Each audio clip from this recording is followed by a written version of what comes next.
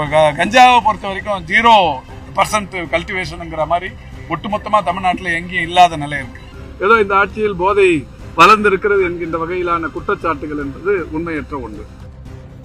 தமிழ்நாட்டில் திமுக ஆட்சி பொறுப்பேற்ற பிறகு போதை நடமாட்டத்தை குறைத்துவிட்டோம், கஞ்சாவை முற்றிலுமாக அழித்துவிட்டோம். இது குறித்து குறை கூறும் எதிர்க்கட்சிகள் கஞ்சா விற்பனை எங்காவது நடப்பது பற்றி தகவல் அளித்தால் ரகசியத்தை பாதுகாத்து நடவடிக்கை எடுப்போம் என்று கொஞ்சம் கூட கூச்சமே இல்லாமல் மனசாட்சியை கழற்றி வைத்து முட்டுக் கொடுத்திருக்கிறார் அமைச்சர் திரு மா சுப்பிரமணியன்.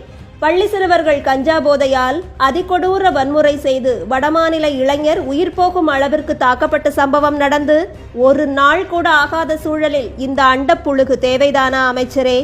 மெத்தப்பட்டமைன் என்ற வார்த்தையை தமிழ்நாட்டுக்கு அறிமுகம் செய்ததே திமுக அயலக அணி பொறுப்பாளர்தான் என்பதை தமிழக மக்கள் அவ்வளவு சீக்கிரம் மறந்துவிட மாட்டோம். திமுக அமைச்சர்கள் யாரும் பேட்டி கொடுக்காமல் இருந்தாலே தமிழக மக்கள் கொஞ்சம் நிம்மதியாக இருக்கலாம் என்பதுதான் நமது கருத்து.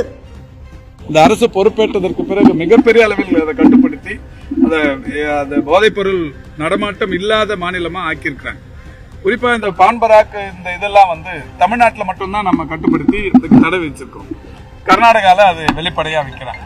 இப்போ அங்கிருந்து வரும்போது அதோட பார்டர் எல்லாம் தீவிரமா செக் பண்ணி பண்றாங்க. இப்போ கஞ்சாவை பொறுத்த வரைக்கும் 0% கல்டிவேஷனுங்கிற மாதிரி ஒட்டுமொத்தமா தமிழ்நாட்டில் எங்கேயும் இல்லாத நிலை இருக்கு. யாருக்காவது இப்போ இந்த குற்றச்சாட்டு சொல்லுகிற எதிர்கட்சி தலைவர்கள் அல்லது எதிர்கட்சியை சேர்ந்தவர்கள் எங்கேயாவது விற்குதுங்கிற தகவல் சொன்னாங்கன்னா அரசு நிச்சயமா அவருடைய பெயர்களை மறைத்து ரகசியமாக பாதுகாத்து நடவடிக்கை எடுப்போம். ஏதோ இந்த ஆட்சியில் போதை வளர்ந்திருக்கிறது என்கின்ற வகையிலான குற்றச்சாட்டுகள் என்பது உண்மையற்ற ஒன்று.